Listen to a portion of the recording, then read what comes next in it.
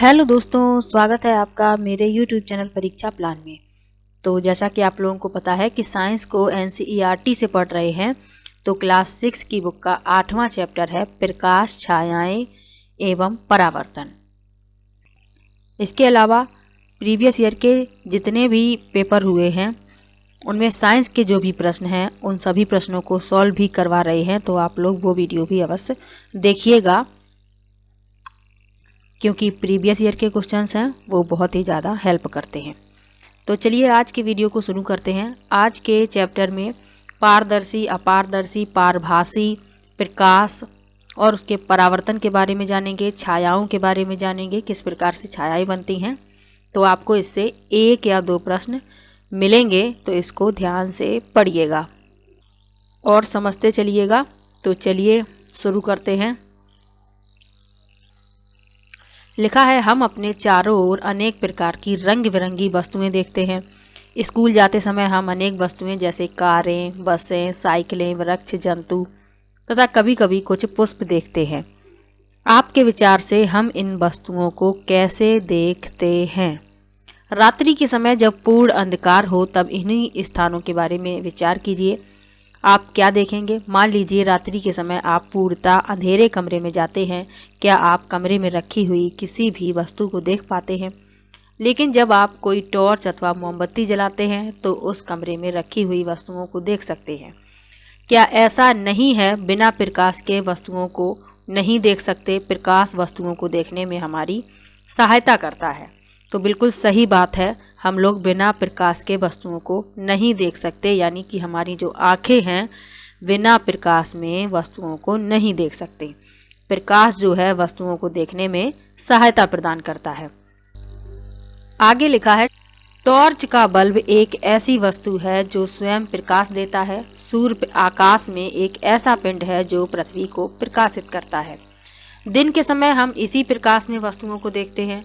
जो वस्तुएं सूर्य की तरह स्वयं प्रकाश का उत्सर्जन करती हैं उन्हें दीप्त पिंड कहते हैं। तो जो वस्तुएं सूर्य की तरीके से प्रकाश का उत्सर्जन करती हैं वह दीप्त पिंड कहलाते हैं। तो ये याद रखिएगा। पृथ्वी पर जो भी वस्तुएं हम लोग देख पाते हैं वह सूर्य के प्रकाश के कारण ही संभव है, क्योंकि सूर्य का जो प्रकाश है दिन के समय इसी प्रकाश में वस्तुओं को हम लोग देख पाते हैं। आगे लिखा है, कुर्सी, चित्र अथवा जूते जैसी वस्तुओं के बारे में आप क्या कहेंगे? इन्हें आप तभी देख सकते हैं जब प्रकाश एक दीप्त वस्तु जैसे सूर्य, टॉर्च अथवा विद्युत का प्रकाश से इन वस्तुओं पर पड़ता है, तब हमारी आंखों की ओर आता है। अब पढ़ेंगे पारदर्शी, अपारदर्शी तथा पारभासी वस्तुएं। तो ये जानना आवश्यक है कि कौन सी वस्तुएं पारदर्शी होती हैं, कौन अपारदर्शी होती हैं, कौन पारभासी होती हैं। तो लिखा है कि यदि हम किसी वस्तु के आर पार नहीं देख सकते हैं तो वह अपारदर्शी वस्तु है। यदि आप किसी वस्तु के आर पार देख सकते हैं तो वह वस्तु प्रकाश को अपने अंदर से होकर जाने देती है। ऐसी वस्तु को पारदर्शी कहते हैं। कुछ वस्तुओं से आर पार तो देख सकते हैं परंतु बहुत स्पष्ट नहीं, ऐसी वस्तुओं को पारभासी कहते हैं। तो आप लोग याद कीजिए, इसके पहले भी पारदर्शी, अपारदर्शी और पारभासी के बारे में बता चुके हैं। तो अपारदर्शी क्या है कि जिनसे हम आर पार ना देख पाएं, जैसे कि लकड़ी का दरवाजा है, आप उसके आर पार नहीं देख सकते, और यदि कांच का दरवाजा लगा हुआ है तो आप उसके आर पार देख सकते हैं। इसके अलावा कुछ वस्तुएं ऐसी होती हैं जिनसे आर पार तो देख सकते हैं परंतु स्पष्ट नहीं दिखाई देता, वह कहलाते हैं पारभासी। तो सरल भाषा में याद रखिए, जिनसे आर पार नहीं देख सकते अपारदर्शी, जिनसे आर पार देखा जा सके पारदर्शी, और जिनसे स्पष्ट ना देखा जा सके वह कहलाती हैं पारभासी। यानी दिखता तो है लेकिन स्पष्ट नहीं दिखता कि उस तरफ क्या है, तो वह कहलाती हैं पारभासी। इसके अलावा यहाँ 2 महत्वपूर्ण लाइनें और लिखी हुई हैं। लिखा है कि वस्तु अपने अंदर से प्रकाश को पूर्णतः अगर गुजरने दे तो वह पारदर्शी वस्तु होती है, आंशिक रूप से गुजरने दे पारभासी, और बिल्कुल ना गुजरने दे तो वह अपारदर्शी कहलाती है। अब लिखा है, छायाएं वास्तव में क्या होती हैं? तो छाया आप लोग जानते होंगे क्या होती है, तो इसमें थोड़ा सा पढ़ लेते हैं। बाकी इसमें क्रियाकलाप तो 2-3 दिए गए हैं, उनको पढ़ना आवश्यक नहीं है, जो आवश्यक है उसको बताते चल रहे हैं। लिखा है, प्रत्येक अपारदर्शी वस्तु को धूप में जमीन से कुछ ऊंचाई पर एक एक करके पकड़िए। धरती पर आप क्या देखते हैं? आप जानते हैं कि धरती पर बने ये गहरे काले धब्बे वस्तुओं की छाया के कारण हैं। कभी कभी आप वस्तु की छाया देखकर वस्तु को पहचान सकते हैं। यहाँ दिखाया गया है कि आप अपने हाथों से इस प्रकार की छायाएं बना सकते हैं। तो छाया जो है सिर्फ पर्दे पर ही बनती है। यहाँ पर लिखा भी है कि छाया केवल पर्दे पर ही दिखाई दे सकती है। जमीन, कमरे की दीवार, इमारतें अथवा इस प्रकार की अन्य सतहें आपको दैनिक जीवन में दिखाई देने वाली अनेक छायाओं के लिए पर्दे की तरह कार्य करती हैं। तो हम लोग अपने दैनिक जीवन में छाया कहाँ पर देखते हैं? दीवार पर देखते हैं, या किसी इमारत पर किसी और इमारत की छाया बनती है वो दिखाई देती है। तो ये सब क्या है? दैनिक जीवन में ये सभी पर्दे का कार्य करती हैं। तो छाया जो है पर्दे पर ही दिखाई दे सकती है। आगे लिखा है, छायाओं से हमें वस्तुओं की आकृतियों के बारे में कुछ जानकारी प्राप्त होती है। कभी कभी तो छाया हम सभी को वस्तु की आकृति के बारे में भ्रमित भी कर सकती है। तो ये जो छायाएं हैं ये भ्रमित कर सकती हैं। ये हाथों से बनाई गई हैं, लेकिन इनमें जो आकृति है वह किसी जानवर की दिखाई दे रही है। तो छाया से हम लोग भ्रमित भी हो सकते हैं, यही बताया जा रहा है।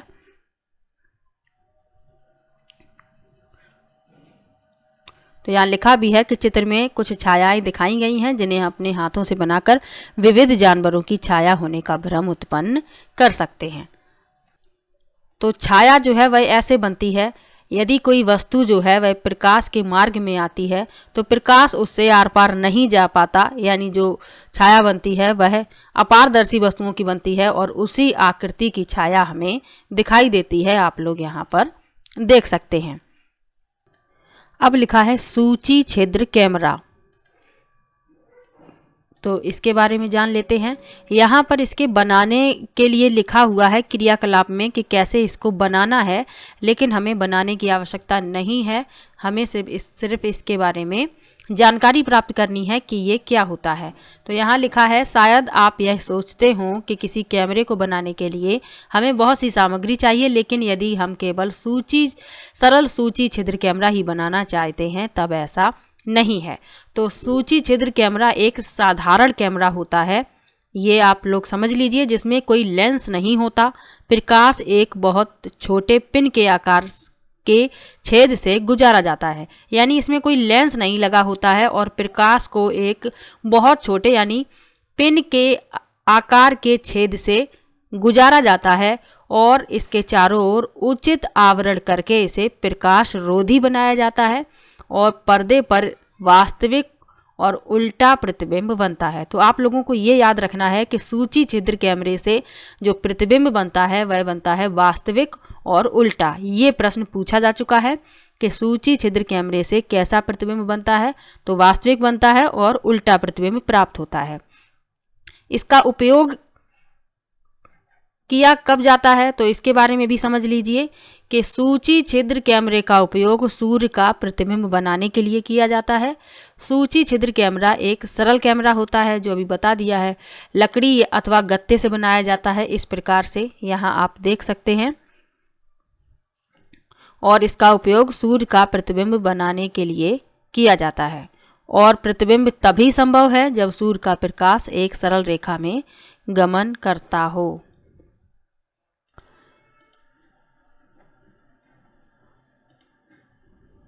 अब यहाँ लिखा हुआ है कि हमें सूर्य को सीधे कदापि नहीं देखना चाहिए, ये हमारी आंखों के लिए अत्यंत हानिकारक हो सकता है। प्रकृति में भी एक रोचक सूची छिद्र कैमरा है। कभी कभी हम ऐसे वृक्ष के नीचे से गुजरते हैं जिसमें ढेरों पत्तियां होती हैं, तब हमें उस पेड़ के नीचे सूर्य के प्रकाश के धब्बे दिखाई देते हैं। तो आप लोग देख सकते हैं, जब सूर्य का प्रकाश पेड़ पर पड़ता है तो उसके नीचे आपको इस प्रकार से प्रतिबिंब बना दिखाई देता है। यहाँ लिखा है प्राकृतिक सूची छिद्र कैमरा, वृक्ष के नीचे सूर्य के प्रतिबिंब। आगे लिखा हुआ है, वास्तव में ये वृत्ताकार प्रतिबिंब सूर्य के सूची छिद्र प्रतिबिंब होते हैं। पत्तियों के बीच खाली स्थान सूची छिद्र की भांति व्यवहार करते हैं। इन खाली स्थानों में सभी प्रकार की अनियमित आकृतियां हो सकती हैं, परंतु हम सूर्य के वृत्ताकार प्रतिबिंब ही देख सकते हैं। आगामी सूर्य ग्रहण के समय सूर्य के प्रतिबिंबों को देखने का प्रयास करें। अब प्रकाश के बारे में लिखा हुआ है कि प्रकाश जो है वह सीधी रेखा में गमन करता है। तो इसके लिए क्रियाकलाप को पढ़ लेते हैं। छोटा सा क्रियाकलाप है, लिखा है, आइए पाइप का छोटा टुकड़ा तथा रबड़ की लंबी नली लें। कमरे में एक तरफ एक मोमबत्ती जलाकर मेज के ऊपर रखें। अब कमरे में दूसरी तरफ खड़े होकर पाइप से मोमबत्ती को देखें। इस प्रकार से आपको देखना है। क्या मोमबत्ती दिखाई देती है? जब आप मोमबत्ती को देख रहे हो तब पाइप को थोड़ा सा मोड़िए। क्या अब मोमबत्ती दिखाई देती है? पाइप को दाईं बाईं ओर घुमाइए। क्या अब मोमबत्ती को देख सकते हैं? तो इससे क्या निष्कर्ष निकलता है कि प्रकाश एक सरल रेखा में गमन करता है और इस कारण जब कोई अपारदर्शी वस्तु इसे रोकती है तो उस वस्तु की छाया बनती है। तो प्रकाश जो है वह सीधी रेखा में गमन करता है, तो इसे याद रखिएगा। अब लिखा है दर्पण तथा परावर्तन।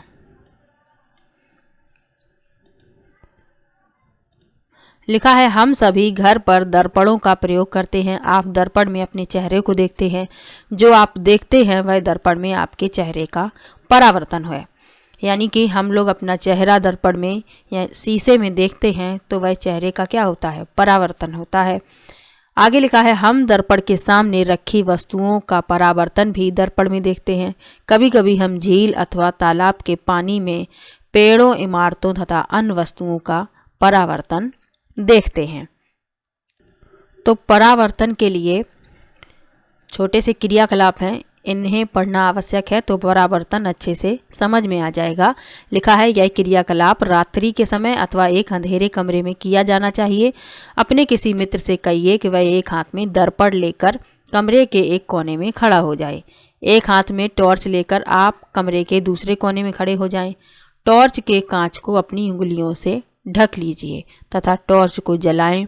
किरण पुंज प्राप्त करने के लिए आप अपनी उंगलियों के बीच कुछ जगह छोड़ें। प्रकाश पुंज को आपके मित्र के द्वारा पकड़े हुए दर्पण पर डालिए। क्या आप दूसरी तरफ प्रकाश का धब्बा देखते हैं? अब टॉर्च की दिशा इस प्रकार समायोजित कीजिए कि प्रकाश का धब्बा कमरे में खड़े किसी वस्तु के ऊपर पड़े। इस प्रकार से आपको करना है। ये जो प्रकाश है ये दर्पण पर पड़ रहा है और इसका परावर्तन हो रहा है इस तरफ। आप लोग देख सकते हैं चित्र में।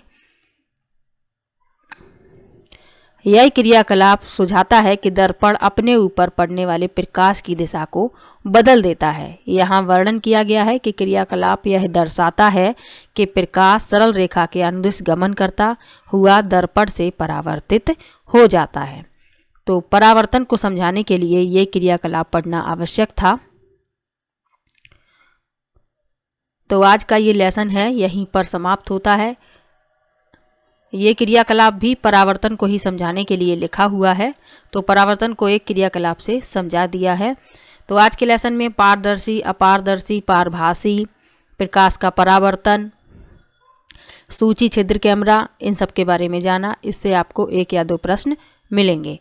तो चलिए मिलते हैं नेक्स्ट वीडियो में।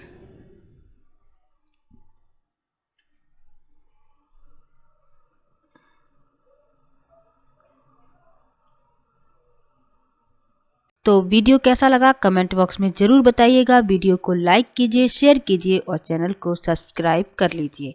मिलते हैं नेक्स्ट वीडियो में, तब तक के लिए बाय बाय।